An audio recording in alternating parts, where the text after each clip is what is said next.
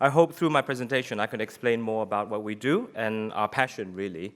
As you can see, I've got quite a thick PPT, but I think I have to skip it through quickly, otherwise that gentleman in the glasses is going to come out and tell me to shut up.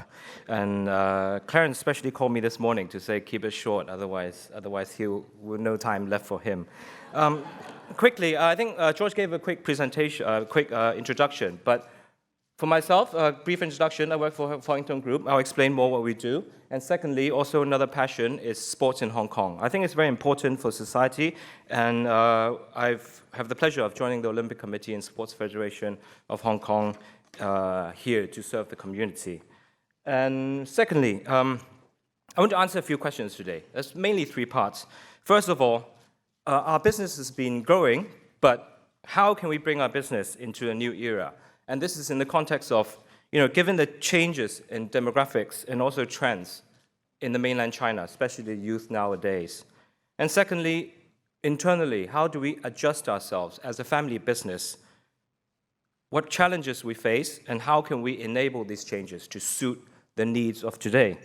And thirdly, a little bit about sports. I can't go into too much about it, but then I'm very concerned about China. Everyone knows that China has been very successful on the sporting stage, but does Olympic gold medal really mean sporting excellence, or is there actually more elements to a great sporting nation? Well, this is our company. We have a few areas of business that we have interest in. George mentioned Nansha development, which I want to go into a bit more to give you a bit of context.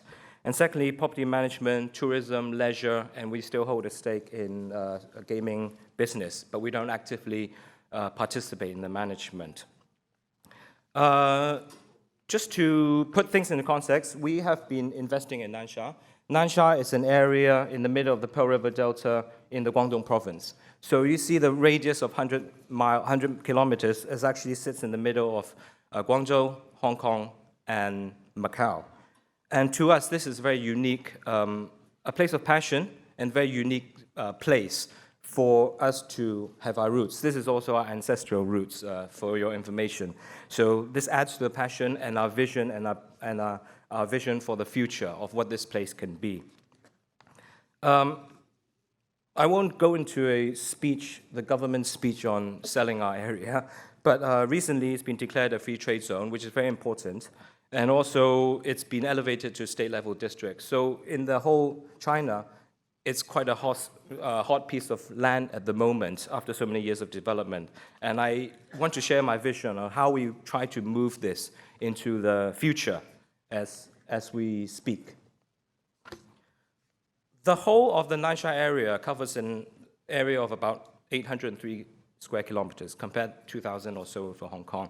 But the area that we are responsible for development, has a land mass of over 22 square kilometers. And the projected population for us is about 200,000.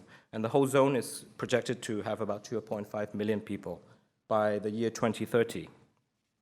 Not too small, not too big, but I would like to go into history of why my grandfather, Mr. Fok, which our company is named after, first went to Nansha in the early 80s, really, mid-80s, how he fell in love with this area despite, if you look at it, it's actually just a rock quarry with nothing, basically nothing there. The first time, the story is that the first time we went there, it took him 2 days, really with a machete, to carve through long grass and forest to reach this area.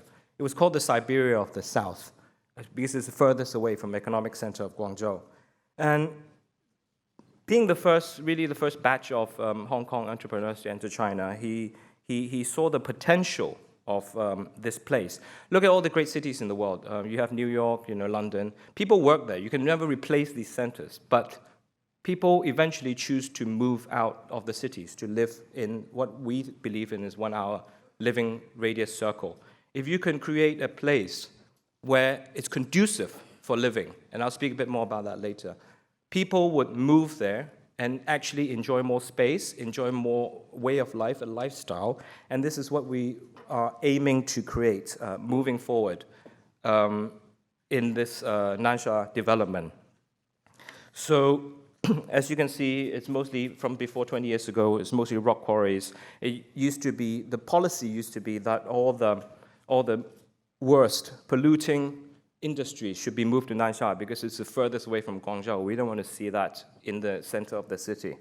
But being the unique position, we've now slowly trying to transform it into a livable city, with infrastructure, transportation, tourism resources, business, education, et cetera, to slowly piece it together into somewhere that people would enjoy a good time, enjoy living.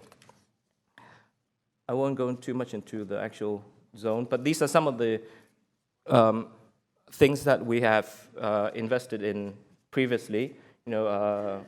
Different investments, golf club, yacht club, commercial, hotels, residential, exactly. Education, we have a few, and we have a unique collaboration with the Hong Kong UST, University of Science Technology, to have a research center there, an information technology park. So, quickly, about how to take the development business in the future. Really, it's about how to adapt our master plan to suit the new breed or the new interest. When we're talking about city development, are we really falling into a very dangerous path? I don't think I need to, you're all experts. The past decade, we've seen property prices rise like hotcakes. Past 10 years, even past 2 years, past 3 years, it's been rising on the level of it's unbelievable growth, tenfold in some cities. And now we're running to a real big problem, is that, the government has profited by selling land very quickly. A lot of corporations have profited in the past decade, just selling anything. You build anything, it'll sell. But we have now entered into a phase, a crossroad, I think, is that, we have enough floor space to cover Hong Kong twice every year. And actually, 600 million meters squared of floor space still unoccupied, enough to cover Madrid. This is a real problem moving forward. And then it's not surprising we see cities like this. This is a very common sight in China. Rural areas mixed with really densely populated high-rise buildings. They are, allow me to say this, sometimes badly designed cities. You have high-level pollution, traffic, and even social problems with, evictions and all this always seen on the headlines. You're losing cultural heritage. You're losing communities. You're losing memories. You're losing green spaces. So all these are designed on a grand scale, on a very fast pace, but they don't consider the living scale, human interaction, communities. Unfortunately, the score sheet for most government or most countries is GDP. So we strive for GDP growth the quickest as possible. China's immense GDP growth in the past 30 years, 20 years. But we have missed really GNH, so gross national happiness. Are people happy living here? What do people want? So I think this is the way we think about it moving forward. Now you see, I took out an extract from South China Morning Post. I think it's very important to know this. These are very famous pictures of ghost cities. Ghost cities is a euphemism for lousy development planning in the world's second largest economy. It takes China to build a city for 1 million people with no buyers in sight. So to understand the question, are we heading towards this with Nansha? I hope not.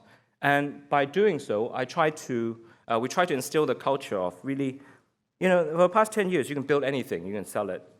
It's not rocket science. But moving forward, it's not really understanding the rich or what they need. I hope that we can understand the young people and the change in the spending habits and trends for the Chinese youth.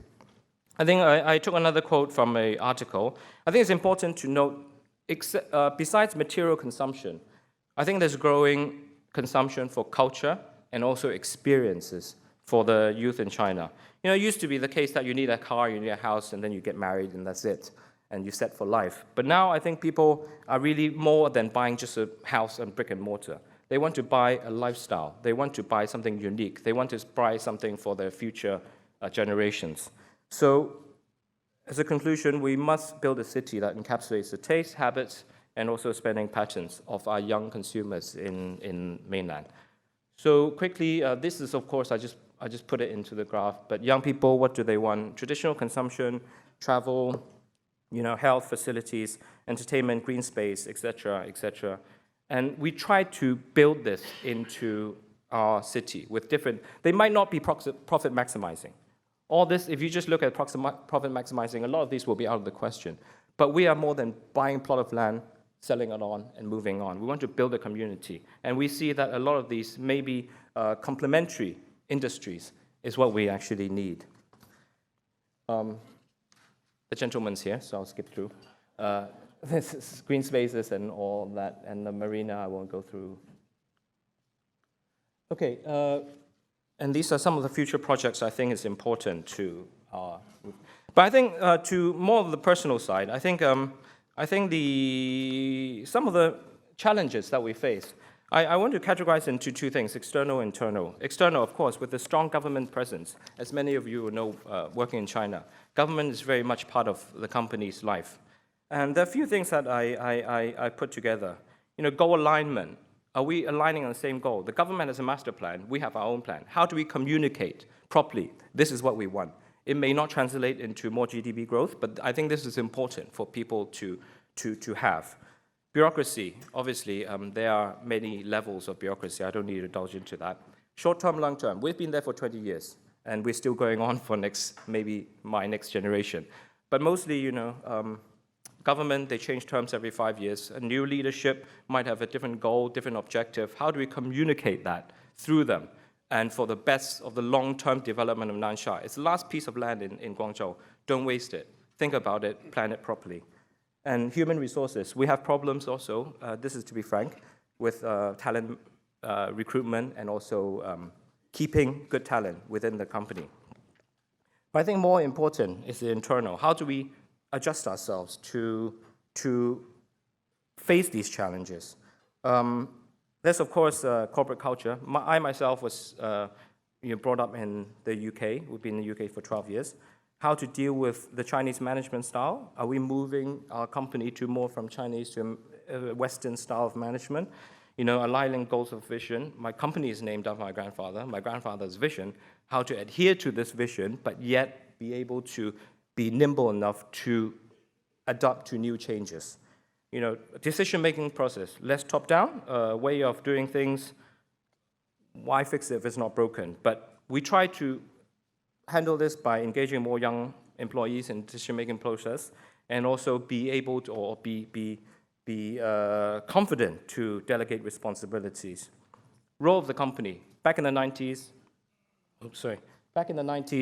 we did everything ourselves, from boats to hotels to development, whatever it may be. But maybe moving forward, as more interest, more specialized companies move in, we could form formidable partnerships. How can we choose partners carefully? We're not the best at doing everything ourselves. We might not run the hotel properly. We might not do the yacht club as efficient as we could. So how do we bring in talent and bring in partnerships to strengthen this? And we could be, controlling the master layout and also the master plan, but let specialized companies do their job. Also, on the table might be, family business tend to be more risk adverse, less use of the capital market. Can we use more of the capital market and maybe take on more debt to speed up the development process? And also, I think research is important. Listen to young people, listen to new trends, and really formulate our organic growth plan through this. Okay, sorry for speaking so quickly, but that's a very quick summary. But I think, give me 2 more minutes. The future sports development. I think the sports is very passionate and something that we have worked on for a long time. We see our gold medalists here, and I have to put it in the bottom left is my wife, and if she's not in here, she's not very happy. A quick summary, I think I think the key message here is Hong Kong is very unique because Hong Kong retained our National Olympic Committee status even after we returned to mainland through lots of hard negotiations, and which unfortunately Macau could not. China, we rejoined the Olympic Committee in 1979, but the first time we participated is 1984 in the Los Angeles Games, winning 15 gold medals, And then fast forward to Beijing, 51 gold, 100 medals in total, ranking number 1. So does that mean China is great, already at the top of the leaderboard? We must be the most successful sporting nation in the world. Well, I don't think so. I think there's more to sports than simply gold medals. China has been pushing very, very hard for national participation for sports at all levels. In Hong Kong, there's also a committee called CSC to do so. And I won't go into the health benefits, personal development, cohesion, etc. But I want to talk about the economic driver behind the sporting industry. China really has been using the nationwide system. So but I think it has to be at the time now to transition into a market-driven, industry-led industry. University can be the supporting, feeder system, but it has to be market-driven. Last year, Li Keqiang, Premier, issued a paper to revamp the sport industry. I think this is very important.